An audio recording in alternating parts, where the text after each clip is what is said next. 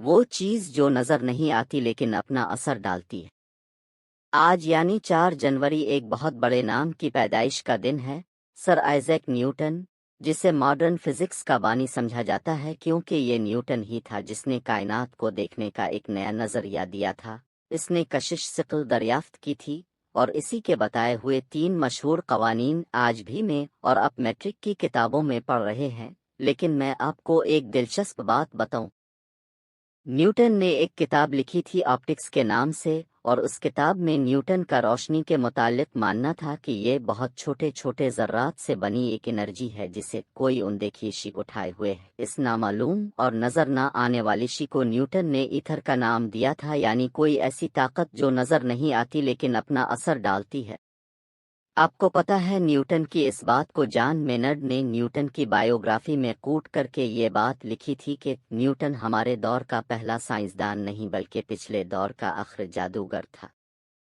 لیکن میں ہمیشہ کہتا ہوں کہ سچائی تہ در تہ لفظ کے نیچے چھپی ہوتی ہے، اور جیسے جیسے یہ تہیں اب پر کھلتی چلی جاتی ہیں، اب حیرانیوں میں داخل ہوتے چلے جاتے ہیں۔ آپ کو پتہ ہے کہ جان مینرڈ نے ابھی کہا تھا کہ اگر نیوٹن کوئی ایسی طاقت جو نظر نہیں آتی لیکن اپنا اثر ضرور ڈالتی ہے پر یقین نہ رکھتا تو وہ شاید کبھی تیری اب گریوٹی ڈیولپ نہ کرتا، یعنی کہ کشش ثقل، ایک ایسی اندیکھی قوت جو زمین پر اپنا اثر ڈالتی ہے اور جس کی وجہ سے زمین سورج کے گرد گردش کر رہی ہے۔ یہ دنیا نیوٹن کو اس کی تیری اب گریوٹی کے حوالے سے زیادہ جانتی ہے، لیکن میں اب سے ایک اور سوال پوچھنا چاہتا ہوں کہ ذرا سوچیں تو صحیح کہ نیوٹن نے ایتھر کا نام کیوں لیا تھا؟ ایکچولی ایتھر کا ذکر کرنے والا پہلا شخص نیوٹن نہیں بلکہ افلاطون تھا، اور اس نے ایتھر کا ذکر اپنے ایک ڈائلاگ میں بڑے دلچسپ انداز میں کیا ہے، اور میں آپ کو بتاتا ہوں کہ کیسے۔ افلاطون کے استاد ارسطو نے یونانی زبان میں ایک کتاب لکھی تھی، یعنی آسمانوں کی باتیں، جس میں وہ کائنات کی 4 بنیادی قوتوں کا ذکر کرتا ہے، اور جس کے متعلق مجھے پورا یقین ہے کہ آپ نے بھی سن رکھا ہوگا کہ وہ 4 قوتیں ہیں: آگ، مٹی، ہوا اور پانی۔ لیکن افلاطون نے اپنے استاد ارسطو سے ایک قدم آگے ہو کر ایک بات کہی تھی، اور میں چاہتا ہوں کہ آپ غور سے اس کی بات سنیں۔ میں آگ، مٹی، ہوا اور پانی پر یقین رکھتا ہوں، the 4 elements۔ لیکن کوئی چیز ہے جو بالکل شفاف فطرت رکھتی ہے، جسے دیکھنا ناممکن ہے، جیسے خدا کا کوئی حکم ہو۔ اور یونانی زبان میں اس نظر نہ آنے والی قوت کے لیے استعمال ہونے والا لفظ ایتھر تھا، یعنی کوئی شی، کوئی ایسی قوت جو اتنی شفاف کہ وہ نظر ہی نہ آئے، اور یہاں سے ایک کانسیپٹ پیدا ہوا the 5th element کا، یعنی وہ چیز جو نظر نہیں آتی لیکن اپنا اثر رکھتی ہے۔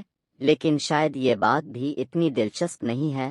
دلچسپ بات تو یہ ہے کہ ایتھر کی موجودگی پر سائنسدانوں کو اتنا یقین تھا کہ وہ اسے اپنے سائنٹیفک فارمولاز تک میں بھی استعمال کرتے رہے ہیں۔ اس ایتھر کا لاطین نام کوئنٹیسنس تھا، جس کا لفظی مطلب ہی بنتا ہے بنیادی لازم عنصر۔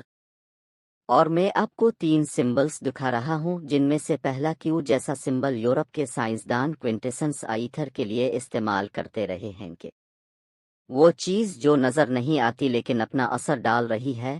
دوسرا سمبل جو ایک کپ اور ایک لائن جیسا ہے، جسے نیوٹن نے خود اپنے فارمولاز میں ایتھر کی موجودگی کے لیے استعمال کیا کہ وہ چیز جو نظر نہیں آتی لیکن اپنا اثر ڈال رہی ہے۔ اور گول دائروں والا تیسرا سمبل جسے ایک سویڈش کیمسٹ برگمن نے اپنی دوائیوں کے فارمولاز میں استعمال کیا تھا کہ وہ چیز جو نظر نہیں آتی لیکن انسان کی صحت پر اپنا اثر ڈالتی ہے۔ لیکن شاید یہ بات بھی اتنی دلچسپ نہیں ہے۔ جو چیز سب سے زیادہ دلچسپ ہے وہ یہ ہے کہ یہ صرف افلاطون اور نیوٹن ہی نہیں تھے جنہوں نے ایتھر کی موجودگی کو سینس کیا، اسے اپنے فارمولاز میں یوز کیا۔ قدیم انڈیا میں بھی ایتھر کو سینس کر کے اسے کا نام دیا گیا تھا۔ اسے قدیم چائنیز نے بھی محسوس کر کے چی کا نام دیا تھا۔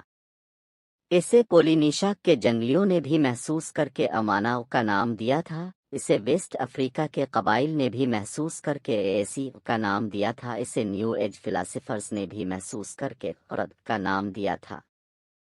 اسے جرمنز نے بھی محسوس کر کے کا نام دیا تھا۔ جس پر پورا ایک ناول ہے دا کامنگ ریس، اور میں نے آپ کو اس ناول کی حیرت انگیز داستان کے متعلق ایک مرتبہ بتایا بھی تھا۔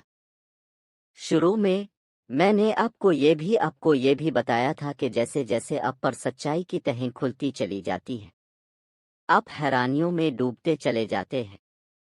صدیوں پر محیط لوگوں نے ایتھر کی موجودگی کو سینس کیا ہے، اسے کئی نام دیے ہیں، اسے انسان کی صحت کا راز سمجھا ہے، اسے خدا کا حکم سمجھا ہے کہ جو چیزوں کو کام پر لگائے ہوئے ہے۔